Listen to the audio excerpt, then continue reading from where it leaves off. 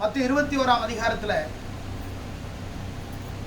இந்த வெற்றி பவனி குருத்தோலை ஞாயிறை குறித்து எழுதப்பட்டிருக்கிறது.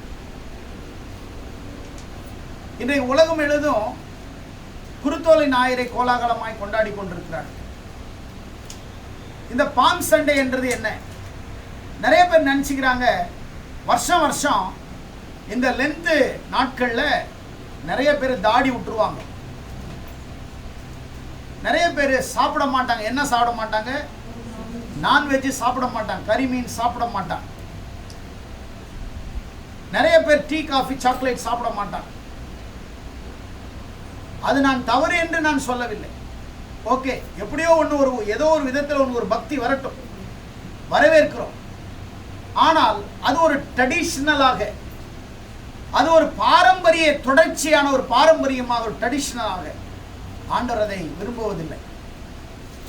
வருஷத்துக்கு ஒரு முறை தாடி விட்டுட்டா, வருஷத்துக்கு ஒரு முறை 40 நாள் நீ கறிமீன் சாப்பிடல அப்படின்னா நீ ஆண்டவருடைய சித்தத்தை அப்படியே முழுசா செஞ்சிருவியா அப்படின்னா கிடையவே கிடையாது. பைபிள்ல இந்த குருத்தோலை ஞாயிறை குறித்து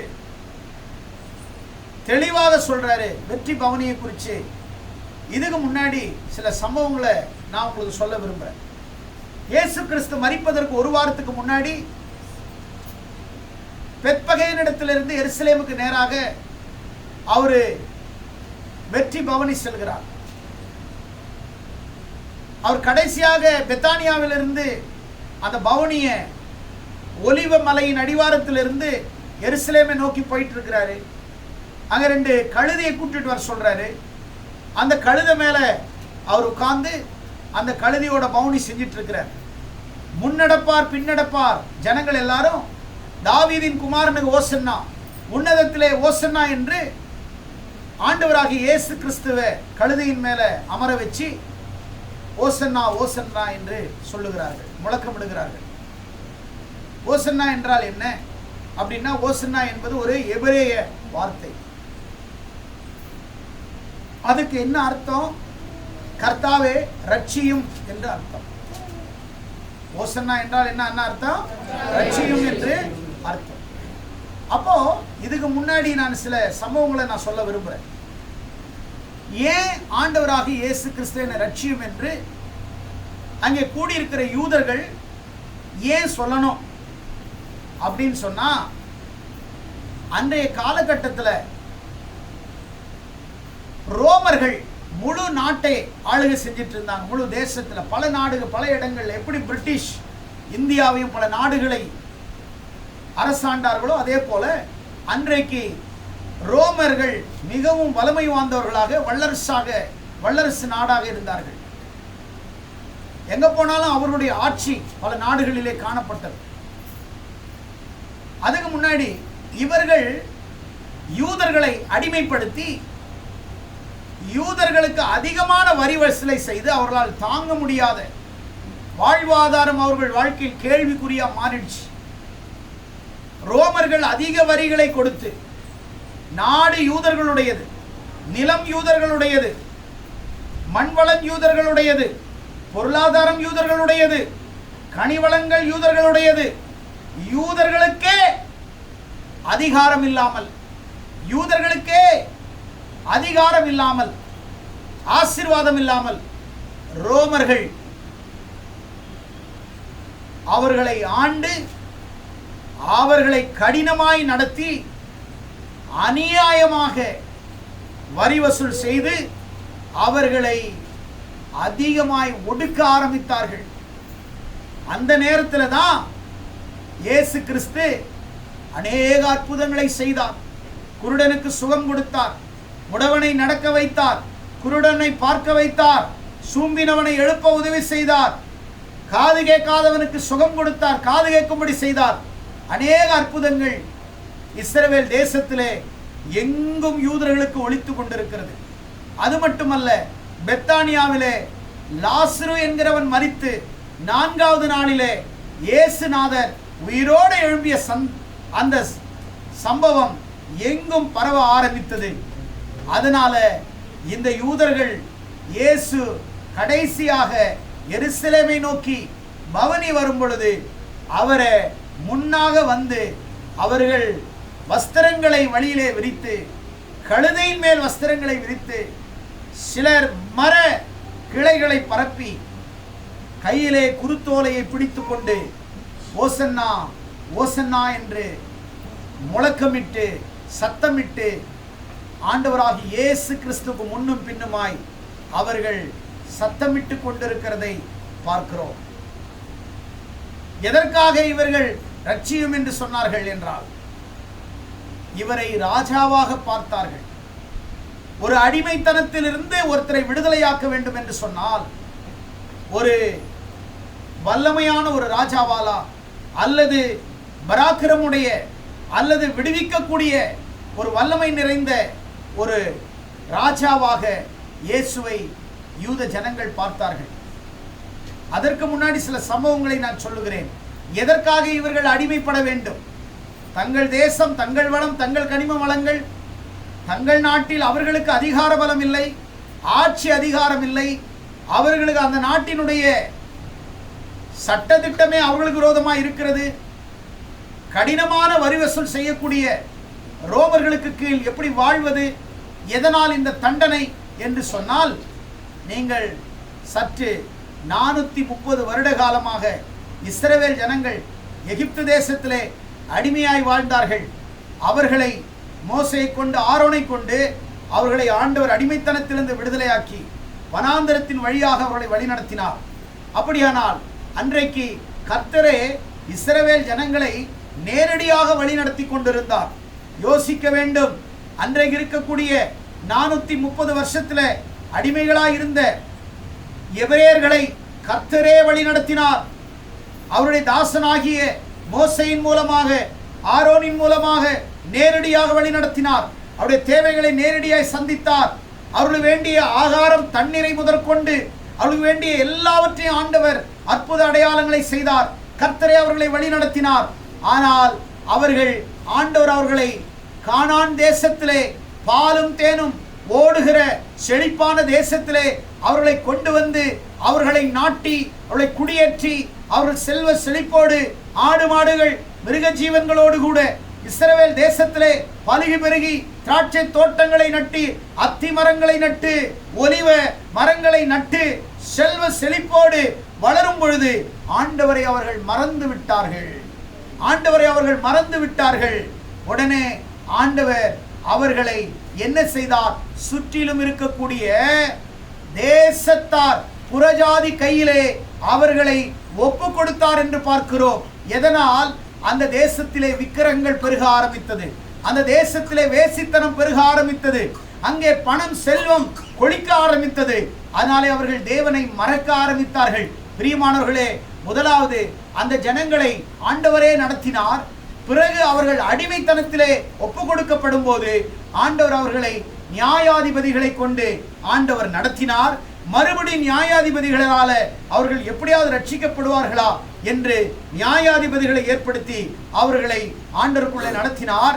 மூன்றாவதாக தீர்க்கதரிசிகளை ஆண்டவர் எழுப்பி தீர்க்கதரிசிகள் மூலமாய் அந்த ஜனங்களை அவர் வழிநடத்தினார். ஆனால் அவர்கள் தேவன் வழி நடத்துவதை விரும்பவில்லை, நியாயாதிபதிகள் நடத்துகிறதை விரும்பவில்லை, தீர்க்கதரிசிகள் மூலமாய் வழிநடத்தப்படுவதை ஏற்றுக்கொள்ளவில்லை. கடைசியாக அவர்கள் சொன்னார்கள், எங்களுக்கு ஒரு ராஜா வேண்டும் என்று சொல்லி ராஜாவை கேட்டார்கள். யார் கேட்டது? இந்த எபிரேயர்கள் ராஜா வேணும் என்று கேட்டார்கள். ஆண்டவர் அது அவருடைய இருதயத்துக்கு விசனமாய் இருந்தது. ஏனென்றால் தம்முடைய பிள்ளைகளை தானே ராஜாவாக, தானே தேவனாக, தானே ஒரு நல்ல மேய்ப்பராக அவர்களை வழிநடத்தி கொண்டிருந்தார். அவருடைய தேவைகளை சந்தித்துக் கொண்டிருந்தார். அவர்களுடைய வாழ்வாதாரத்தை சந்தித்தார். அவர்களுக்கு வேண்டிய சமாதானத்தை கொடுத்தார்.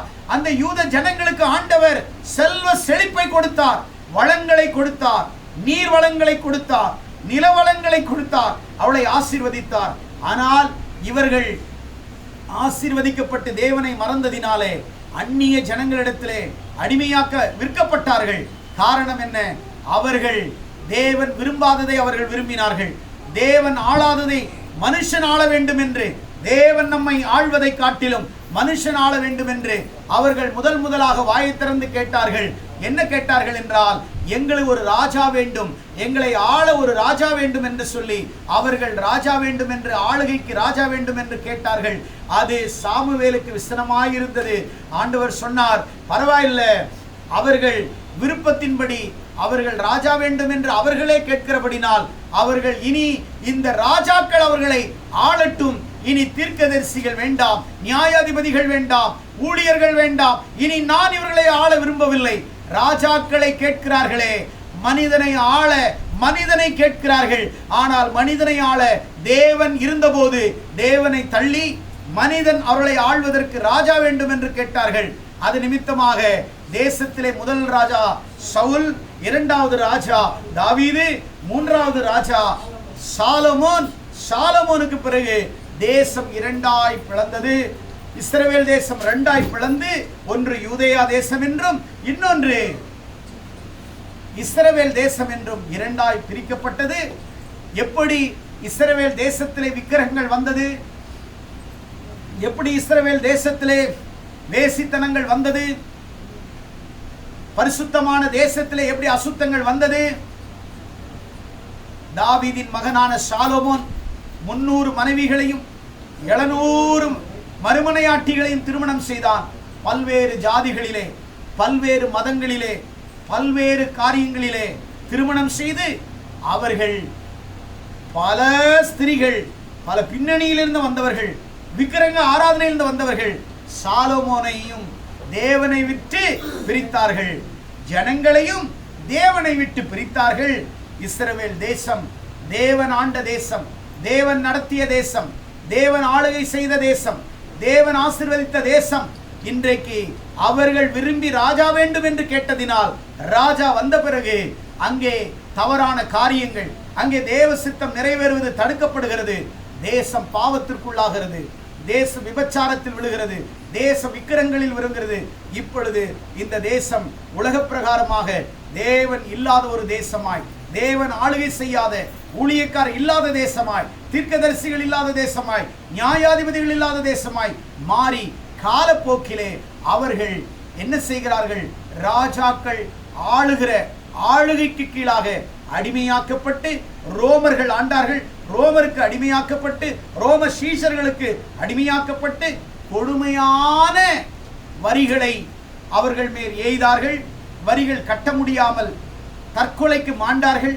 அநேகர் நிலங்களை இழந்தார்கள். வட்டி கட்ட முடியாமல் அல்லது டாக்ஸ் கட்ட முடியாமல் தங்கள் சொந்த வீடுகளை விட்டு பெயர்ந்து வெளியே போனார்கள். இப்படியாக தேசத்திலே ரோமர்களால் அடிமைப்படுத்தப்பட்டிருக்கிற, அடிமையோடு வாழ்ந்து கொண்டிருக்கிற இந்த காலகட்டங்களில், இந்த சமயங்களில் தான் ஆண்டவர் அந்த இடத்துல இயேசு கிறிஸ்து தானியேல் தீர்க்கதரிசியின வார்த்தையின்படி அங்க 69வது வாரம் என்று சொல்லக்கூடிய அந்த வாரத்தில் பழைய ஏற்பாட்டு தீர்க்க தரிசனம் நிறைவேறுவதற்காக அவர் என்ன செய்கிறார் என்றால், இப்பொழுது அவர் என்டராகிறார். சகரியாவின் புஸ்தகம் 9ஆம் அதிகாரம் 9ஆம் வசனம். மத்தேயிலிருந்து 3 பேஜ் முன்னாடி தள்ளினீங்கன்னா சகரியாவின் புஸ்தகங்கள் இருக்கும். மத்தேயுக்கு முன்னாடி 4 பேஜ் 9ல சொல்றாரு, சீயோன் குமாரத்தியே மிகவும் களிகூறு, எருசலேம் குமாரத்தியே கம்பீரு, இதோ உன் ராஜா உன்னிடத்தில் வருகிறார், அவர் நீதி உள்ளவர், ரட்சிக்கிறவர், தாழ்மை உள்ளவர், கழுதையின் மேலும் கழுதையின் குட்டியாகிய மரியின் மேலும் ஏறி வருகிறவராயிருக்கிறார். ஹல்லேலூயா, ஹல்லேலூயா. புதிய பழைய ஏற்பாட்டிலே கிட்டத்தட்ட 490 வருடங்களுக்கு முன்னாக சகரியாவின் நாட்களிலே உரைத்த தீர்க்க தரிசனம் இயேசு கிறிஸ்துவின் நாட்களிலே, புதிய ஏற்பாட்டு காலங்களிலே இயேசு பவனி வரும் பொழுது, இயேசு பவனி வருவதற்கு 490 வருடங்களுக்கு முன்னாடி சொன்ன தீர்க்க தரிசனம் புதிய ஏற்பாட்டு காலத்தில் இயேசு பெத்பகேலிருந்து இப்போ எருசலேமுக்கு நோராக அந்த கழுதையின் மேல் போகிறதை ஆண்டவர் சொல்லுகிறார். என்ன சொல்லுகிறார்? உன் ராஜா உன்னிடத்தில் வருகிறார், அவர் நீதி உள்ளவர், ரட்சிக்கிறவர், தாழ்மை உள்ளவர். 3 அவரிடத்திலே குணங்கள் இருந்தது. ஒன்று நீதி உள்ளவர், இன்னொன்று ரட்சிக்கிறவர், 3வது தாழ்மை உள்ளவர். அப்படியானால் ஏன் அவர் தாழ்மை உள்ளவர் என்று சொன்னால், ஒரு ராஜா குதிரையின் மேல் வர வேண்டும். அதுதான் வெற்றிக்கு அடையாளம், ஒரு ஜெயத்துக்கு ஒரு அடையாளம். ஒரு குதிரையின் மேலோ அல்லது ரதத்தின் மேலோ வர வேண்டும். இதுதான் அந்த காலத்தில் ராஜாக்கள் வருவது. ஆனால் இயேசு ராஜா குதிரையின் மேல் வரவில்லை, ரதத்தின் மேல் வரவில்லை, கழுதையின் மேல் வந்தார். கழுதை எதை குறிக்கிறது என்றால் தாழ்மையை குறிக்கிறது. கழுதை தாழ்மையை குறிக்கிறது. ஆகையால் இயேசு ராஜா இந்த பூமியிலே உலகத்தின் முடிவருந்த சகல நாட்களிலும் தன்னை தாழ்த்தினார் என்று பிலிப்பியரின் புஸ்தகம் 2ஆம் அதிகாரம் 1-11 வசனங்கள் அவருடைய தாழ்மையும் அவருடைய தாழ்மையினுடைய குணங்களும் அங்கே நாம் பார்க்க முடியும். பிரியமானவர்களே, வேதம் சொல்லுகிறது, அப்படியானால் அவர் தாழ்மை உள்ளவரும் நீதி உள்ளவர் ரட்சிக்கிறவருமாய் இருக்கிறார். ஏசப்பா கிட்ட 3 இருந்துச்சு. 1 அவர் நீதி உள்ளவர், இன்னொன்று அவர் ரட்சிக்கிறவர், 3வது அவர் தாழ்மை உள்ளவர். அப்படியானால் அந்த கழுதையின் மேல் வரும் பொழுது இப்போ சொல்றாங்க, எங்களை ரட்சியும் ஆண்டவரே, எங்களை விடுவியும் ஆண்டவரே. அதாவது உண்மையான மனம் திரும்புதலுக்காக அல்ல, அவர்கள் ஆத்துமா ரட்சிப்பிற்காக அவரிடத்தில் கேட்கவில்லை. உலக பிரகாரமாக ரோமர்களுடைய ஆட்சியின் அதிகாரத்திலே, அவர்களுடைய பிடியிலே நிம்மதியற்று கடக்கிற எங்களை சரீர பிரகாரமாக எங்களை விடுதலையாக்க, எங்களை சரீர பிரகாரமாக இந்த ரோமரின் ஆட்சியிலிருந்து எங்களை விடுதலையாக்க, ராஜாவே ஓசன்னா ஓசன்னா ஓசன்னா என்று ரட்சியும் ரட்சியும் என்று சொன்னார்கள். ஆனால் இயேசு ஆத்துமாவை ரட்சிக்கிறவராய் வருகிறார், ஆவியை ரட்சிக்கிறவராய் வருகிறார், மனிதனை ரட்சிக்க வருகிறார். உலக பிரகாரமான இந்த சரீரத்தை அல்ல, அழிகிற சரீரத்தை ரட்சிக்கவல்ல, அழியாத ஆத்துமாவை ரட்சிக்க இயேசு அன்றைக்கு வந்தார். ஆனால் இவர்கள் அழிகிற சரீரத்தை ரட்சியும் என்றார்கள். ஆனால் இயேசு அழியாத ஆத்துமாவை ரட்சிக்க அவர் வந்தார். ஆகையால் தான் அவர் ரட்சிக்கிறவர், அவர் விடுவிக்கிறவர். கடைசியாக எருசலேமை பார்த்து அவர் கண்ணீர் விட்டார். கல்வாரி சிலுவையிலே போகும் பொழுது சிலுவையை சுமந்து கொண்டு அடிபட்டு அவர் போகும் பொழுது மார்பிலே ஸ்திரீகள் அழுது கொண்டு ஐயோ ஆண்டவரே என்று மார்பிலே அடிக்கிறார்கள். அவர் சொல்கிறார், திரும்பி அவர்களை பார்த்து, ஸ்திரியே, எங்களுக்காக எனக்காக அழ வேண்டாம், உங்களுக்காக உங்கள் பிள்ளைகளுக்காக நீங்கள் அழுங்கள் என்று சொல்லி நான் உங்களை ரட்சிக்க வந்தேன் என்று சொல்லி ஆண்டவர் இந்த இடத்துல அந்த ரட்சிப்பை பதிவு செய்கிறதை நாம் பார்க்கிறோம். அப்படியானால் இயேசு கிறிஸ்து உலக பிரகாரமாக இந்த உலகத்துல போராடி இந்த உலக பிரகாரமா யுத்தம் பண்ணவர்ல, இந்த ஆவியில ஆத்துமாவில யுத்தம் செய்யக்கூடிய சத்துருக்கள், அசுத்தாவிகள், செத்த கிரியைகளுக்கு விரோதமாய் ஆண்டவர் போராடி அதிலே நிம்மதியற்றவர்களாய் விடுதலை இல்லாமல் இருக்கிற நம்மை மீட்க ரட்சிக்க இயேசு கிறிஸ்து அதற்காகவே இந்த உலகத்துல பாவிகளை ரட்சிக்க இயேசு உலகத்துல வந்தார். அல்லேலூயா. அவர் நீதி உள்ளவர். இரண்டாவது, அவர் நீதி உள்ளவர். அவர் ஏற்ற நேரத்தில் கர்த்தர் உங்களுக்காக அதினதின் காலத்தில் உங்களுக்கு நீதி செய்கிறவராய் இருக்கிறார். மனுஷன் அநியாயம் செய்வான், ஆனால் ஆண்டவர் ஏற்ற நேரம் வரும். மனுஷன், அதாவது அரசன் அன்று கொள்வான், தெய்வம் நின்று கொள்வார்கள் என்று சொல்வார்கள். ஆண்டவர் பொறுமையா இருந்தாலும் ஏற்ற நேரத்தில் கர்த்தர் நமக்காக வழக்காடுகிறவராய், அவர் நீதி உள்ளவர். அடுத்தது சொல்றாரு, அவர் தாழ்மை உள்ளவர். அவர் தாழ்மை உள்ளவர். அவ்வளோ பெரிய தேவனுக்கே தாழ்மை இருந்துச்சு. அவ்வளோ பெரிய தேவன், அவர் குதிரையில போக வேண்டியவர் கழுதையின் மேல் போனார். கழுதை ஒரு அசுத்தமான ஒரு மிருகமாய் தெரியும். கழுதை யாரும் விரும்ப மாட்டாங்க. எல்லா மிருகங்களையும் வீட்டில் சேர்ப்பாங்க. கழுதையை மட்டும் எங்கேயோ ஒரு மரத்துக்கு அடியில், எங்கேயோ ஒரு ரோட்ல, ஏன் கழுதையை கட்டி கூட போட மாட்டார்கள், கழுதையை பாதுகாக்க கூட மாட்டார்கள். அது பாட்டுக்கும் தெரியும், அது பாட்டுக்கு சாப்பிடும், அது பாட்டுக்கு பொதி சுமைக்கும், அது பாட்டுக்கு நமக்கு வேலை செய்யும். இதுதான் தாழ்மையாகவே இருக்கும். ஒரு நாளும் கழுதைக்கு பெருமை இருக்கிறதே இல்லை. கழுதைக்கு ஒரு நாளும் காலர் தூக்காது. மற்ற மிருகங்களுக்கு இருக்கிற ஒரு பெருமை கூட கழுதைக்கு இல்லை. அதனால்தான் தாழ்மையா இருக்கிற மிருகங்களை ஆண்டவர் தெரிந்து கொண்டு, ஏன்னா அவர் தாழ்மையானவர், தாழ்மையானவர்களோட தான் சேர முடியும். அந்த இனத்தோட தான் சேரும். அப்படின்னா அவர் கழுதை கிடையாது, அவர் தாழ்மை, அந்த ஆவி இந்த ஆவியோட தான். அதனால்தான் அவர் கழுதையை தெரிந்து கொண்டு அதோடு பவனி சென்று எருசலேமை கடைசியாக சுற்றி பார்க்கிறார். இந்த ஜனங்கள் தாவீதின் குமாரனே ஓசன்னா ஓசன்னா என்று கத்தினாங்க.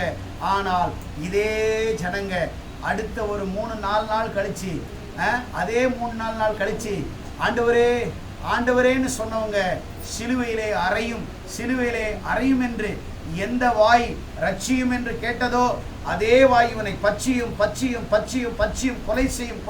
கொலை செய்யும் என்று பிலாத்துக்கு முன்னாடி அவர்கள் கதறினார்கள். பரபாசை விடுதலையாக்க வேண்டும் என்று கூக்குரலிட்டார்கள். இவனை சிலுவையிலே அறைய வேண்டும் என்று ஒட்டுமொத்த யூதர்களும் ஒட்டுமொத்த சமூகமும் அவர் விரோதமாய் எழும்பினது. அவர் மேல் காரி துப்பினது. அவரை ஆக்கினிக்குள்ளாக தீர்த்தார்கள். அவர்களை ஆக்கினிக்குள்ளாக தீர்த்தார்கள். இதே ஆண்டவர் இன்றைக்கு பவுனி போறாரு. 4 நாளுக்கு அப்புறம் இவங்களே அவரை அடிக்க ஆரம்பிக்கிறாங்க. சமூகம் அப்படிதான், உலகம் அப்படிதான் எங்கே போய் கொண்டிருக்கிறது. இந்த குருத்தோலை ஞாயிற்றுக்கிழமையில நீ குருத்தோலையை பிடிச்சிட்டு நீ தெருவா போறதுனால ஒரு பெரிய சாதனையாளர்களாக அல்ல.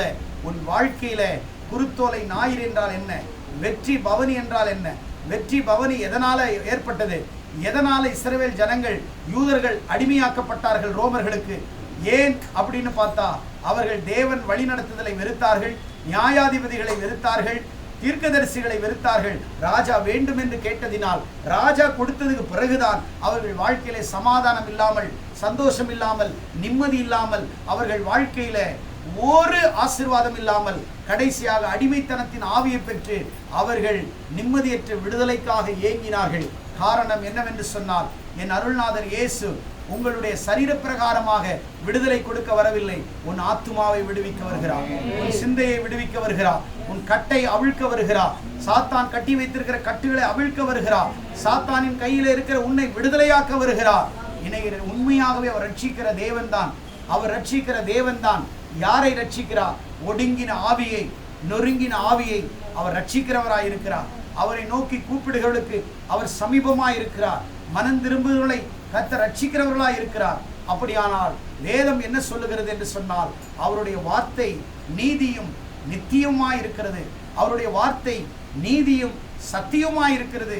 அவரது வார்த்தை எப்பொழுது நம்முடைய வாழ்க்கையை கட்டி எழுப்பக்கூடியதா இருக்கிறது.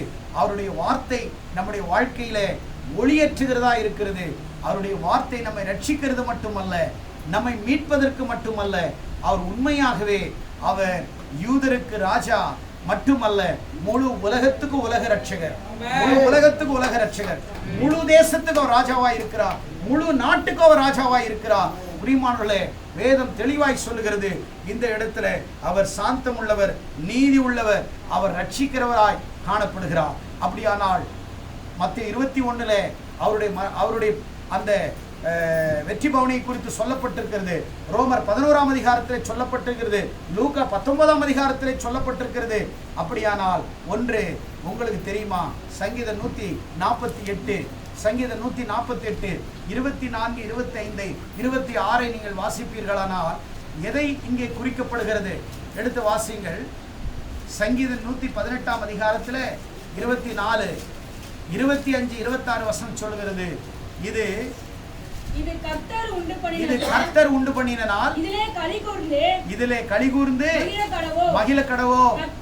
கர்த்தாவே ரட்சியும், கர்த்தாவே. நல்ல கவனிங்க, நிறைய பேர் பத்திரிகையில போட்டிருக்கிறாங்க இந்த வசனத்தை. இது கர்த்தர் உண்டு பண்ணின நாள், இதில் களி கூறுவோம். வீடு பிரதிஷ்டைக்கு எழுதுவாங்க. அது வீடு பிரதிஷ்டைக்கு சொன்ன வசனம் இல்ல, கல்யாணத்துக்கு சொன்ன வசனம் கிடையாது. அன்னைக்கு இஸ்ரவேல் ஜனங்கள், யூதர்கள் இவரை பார்த்து, கர்த்தாவே எங்களை ரட்சியும், கர்த்தாவே எங்களை காரியத்தை வாய்க்க செய்யும். அப்படி கீழே வாசிங்க. கர்த்தருடைய நாமத்தினாலே, கர்த்தருடைய நாமத்தினாலே வருகிறவர் ஸ்தோத்தரிக்கப்பட்டவர். கர்த்தருடைய ஆலயத்திலிருந்து ஆசீர்வதிக்கிற, கர்த்தருடைய நாமத்தில் வருகிறவர் ஸ்தோத்தரிக்கப்பட்ட யார்? இயேசு கிறிஸ்து அன்றைக்கு வந்தார். ஆகையால் தான் அவர்கள் சொன்னார்கள், யூதர்கள் எபிரேயர்கள் சொன்னார்கள், இது எங்களுக்கு கர்த்தர் உண்டு பண்ணின நாள், இது இவர்கள் எனக்கு ராஜாவாய் இன்னைக்கு வந்திருக்கிறார், எங்களை விடுவிக்க, எங்களை ரட்சிக்க வந்திருக்கிறார், இவர் ஸ்தோத்தரிக்கப்பட்டவர் என்று சொல்லி இங்க சொல்லப்பட்ட வசனம் தான் அங்க சொல்லப்பட்டிருக்கிறது. நிறைய பேர் இது கர்த்தர் உண்டு பண்ணின நாள் வீட்டுக்கு எழுதுவாங்க, கல்யாண பத்திரிகையில் எழுதுவாங்க. அதுக்கு சொன்ன வசனங்கள் இது இல்லை. உண்மையான விடுதலைக்காக, உண்மையான ரட்சிப்புக்காக, உண்மையான காரியத்துக்காக ஆண்டவர் கொடுத்த ஒரு வாக்கு தத்தம். அதனாலதான் ரட்சிப்பு என்னைக்கு மனிதனுக்குள் வருகிறதோ, மீட்பு எப்பொழுது மனிதனுக்குள் வருகிறதோ, நிரந்தரமான விடுதலை எப்பொழுது மனிதனுக்குள் வருகிறதோ, நிரந்தரமான சமாதானம், சந்தோஷம் எப்பொழுது மனிதனுக்குள் வருகிறதோ, எப்பொழுது இயேசு கிறிஸ்து அருள்நாதர் நம்மை விடுவித்து அவருடைய மகனாக மகளாக உண்மையான சமாதானத்துல நம்மளை கட்டி எழுப்புகிறாரோ, அதுதான் கர்த்தர் உண்டு பண்ணின நாள். அதிலே களி கூர்ந்து மகிழ கடவுள். அதுதான் அதனுடைய வார்த்தை.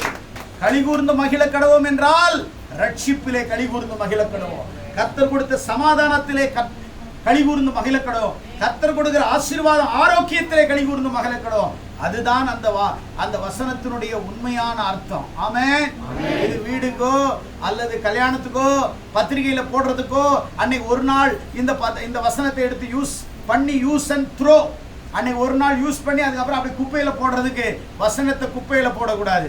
பத்திரிகையில நீங்க கொடுக்குறீங்க, எத்தனை பத்திரிகை வீட்டில் வச்சிருக்கிறாங்க, அதுல இருக்கிற வசனம் எத்தனை வீட்டில் வச்சிருக்கிறாங்க, அல்லது வசனத்தை கட் பண்ணி எத்தனை பேர் விட்டுறாங்க, அடுத்த நாள்ல அதை குப்பையில தூக்கி போடுறாங்க. இது கர்த்தர் உண்டு பண்ணின நாள், இதிலே களிகூர்ந்து மகிழ கடவோம் என்று அதையும் தூக்கி அடுத்த நாள் போடுறாங்க. அதுக்காக வசனம் அல்ல. நம்முடைய வாழ்க்கையில உண்மையான ரட்சிப்பு, உண்மையான சமாதானம், உண்மையான மீட்பை கர்த்தர் என்னைக்கு நமக்கு கொடுக்கிறாரோ அதுதான் கர்த்தர் உண்டு பண்ணின நாள். அதுதான் கர்த்தர் உண்டு பண்ணின நாள்.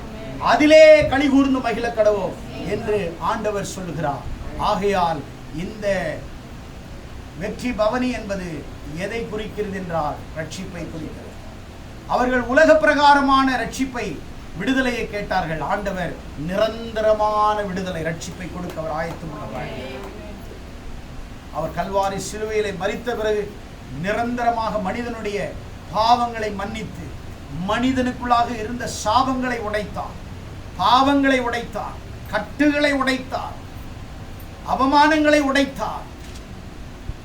அவனை ஆளுகை செய்கிற நுகத்தடியை முறித்தார். ஆண்டவருடைய வல்லமை, அவருடைய ரத்தம் முழு உலகத்துக்கு சிந்தப்பட்டு விடுதலை இல்லாமல் வியாதியிலும் நோயிலும் பிரச்சனையிலும் சமாதானம் இல்லாமல் வாழ்கிறவர்களுக்கு ஆண்டவர் ஆக்கினி தீர்ப்பு கொடுக்க வரவில்லை. அவர்களை ஆசீர்வதிக்க வந்தார், அவர்களை விடுவிக்க வந்தார், அவர்களை ரட்சிக்க வந்தார், அவர்களை மீட்க வந்தார். பைபிள்ல 3 காரியங்கள் இருக்கிறது. ஒன்று ரட்சிப்பு, இன்னொன்று மீட்பு, மூன்றாவது பராமரிப்பு. 3 பூக்கள் இருக்கிறது. அந்த 7 வார்த்தைகளில வருகிற வெள்ளிக்கிழமை, இதே நாள்ல இதே நேரத்துல வருகிற வெள்ளிக்கிழமை காலையில சரியாக 7:30 9 மணி வரைக்கும், காலையில் 9 வரைக்கும் சபைகள் இருக்கும். வெள்ளிக்கிழமை காலை 7:30 மணிக்கு இதே இடத்துல குட் ஃப்ரைடேல அடுத்த 7 வார்த்தையில 3 கோணங்களாக 3 பகுதிகளாக இதனுடைய தொடர்ச்சியை பார்க்க போகிறோம். மன்னிப்பு, ரட்சிப்பு, பராமரிப்பு, 3 காரியங்களை நாம் வருகிற வெள்ளிக்கிழமை இதே குட் ஃப்ரைடே இதே நாளில் அவருடைய வார்த்தையை 7 வார்த்தைகளை நாம் தியானிக்க போகிறோம். அது நம்முடைய வாழ்க்கையில் உண்மையான ரட்சிப்பாக, உண்மையான மீட்பாக, உண்மையாகவே ஆண்டவர் நம்மை நடத்துகிறவராக அவர் காணப்படுவார் என்று நான் கர்த்தருக்குள் விசுவாசிக்கிறேன். எத்தனை பேர் இந்த வெற்றியின் பவனின் ரகசியத்தை நீங்கள் தெரிந்து கொண்டீர்கள்? ஓசன்னா என்றால் ரட்சியும் என்று அர்த்தம். ஆண்டவரே எங்களை மீட்டு எங்களை ரட்சித்து இந்த பிள்ளையாய் மாற்றும் என்று அர்த்தம். ஆனால் அவர்கள் கேட்டது உலக பிரகாரமான மீட்பு. ஆண்டவர் கொடுக்கிறது நிரந்தர ரட்சிப்பு, நித்திய ரட்சிப்பு, நிரந்தரமான ரட்சிப்பு, முழுமையான விடுதலை, முழுமையான விடுதலை, நித்திய விடுதலையை, ரட்சிப்பை ஆண்டவர் கொடுக்க அவர் உண்மை உள்ளவராக இருக்கிறார். கர்த்தர் இந்த குருத்தோல ஞாயிறு இந்த வெற்றி பவனியிலே நீங்கள் தெளிவான உபதேசங்களை தெரிந்து கொண்டு தாடியை வச்சுக்கிட்டோ அல்லது கறிமீன் சாப்பிடாம அல்லது வீட்டில் படுத்துக்கிட்டு ஐயோ நான் ரொம்ப சோகமாக இருக்கிறேன், ஆண்டவர் செத்துட்டாரு அப்படின்னு, அவர் செத்து 2000 வருஷத்துக்கு முன்னாடி செத்தாரு, அவர் உயிரோடு எழுந்து 2000 வருஷம் ஆயிடுச்சு, இன்னைக்கு ராஜாதி ராஜனாய் அவர் உட்கார்ந்துருக்கிறார், இன்னும் போய் செத்துட்டாருன்னு மாலையை போட்டு ஏசப்பாவை உயிரோடு இருக்கிறவரை மாலை போடாதீங்க, உயிரோடு இருக்கிறவரை மாலை போட்டு அவரை அசிங்கப்படுத்தாதீங்க. அவர் ராஜாதி ராஜாவாய் இருக்கிறார். உலகத்துல மரித்து முதற் பலனாய் உயிரோடு எழுந்தவர் இந்த உலகத்துல இயேசு கிறிஸ்து மட்டும்தான். மரித்து கல்லறையிலிருந்து எழுப்பினவர் அவர் மட்டும்தான். உலகத்துல இதுவரைக்கும் யாருமே எழுப்பவில்லை. ஆகையாலே இந்த வெற்றி பவனியை குறித்து நீங்கள் தெளிவாய் அறிந்து கொள்ளுங்கள். உங்கள் மனம் புதிதாகிறதுலே நீங்கள் மறுரூபமாக வேண்டும். கறிமீன் சாப்பிடல, இல்லை தாடி விட்டுட்டேன், நான் பெரிய மகான், பெரிய பரிசுத்தவான் அப்படின்னு உன்னை நீயே ஏமாத்தி உன்னுடைய வாழ்க்கையை நீ இழந்து விடாதே. ஆண்டவர் சொல்றாரு, உன் மனதை உன் சிந்தனையை என்றைக்கு விடுவித்தாரோ, என்னைக்கு மீட்டாரோ அன்னைக்கே நீ ஆண்டவருடைய சமாதானத்தின் பிள்ளையாக நீ வலம் வர ஆரம்பிச்சுட்ட. அதனால தாடி விட வேண்டாம், சோகத்தை வெளிப்படுத்த வேண்டாம், உன்னுடைய பிரச்சனையை வெளிப்படுத்த வேண்டாம். கர்த்தர் எனக்கு சமாதானத்தையும் அவருடைய மரணத்தின் மூலமாக, அவருடைய இரத்தத்தின் மூலமாக, அவருடைய வார்த்தையின் மூலமாக எனக்கு ஆண்டவர் விடுதலை கொடுத்து விட்டார் என்று சொல்லுகிறவர்கள் கரங்களை தட்டி ஆண்டவரை இந்த வார்த்தையின்படி உங்கள் வாழ்க்கையில ஒரு பெரிய மாற்றங்களை, தாக்கங்களை ஏற்படுத்துவார் என்று நான் கர்த்தருக்குள் விசுவாசிக்கிறேன். கர்த்தர் இந்த செய்தியின் மூலமாய் உங்கள் ஒவ்வொருவரையும் ஆசீர்வதிப்பாராக. God bless you. God bless you.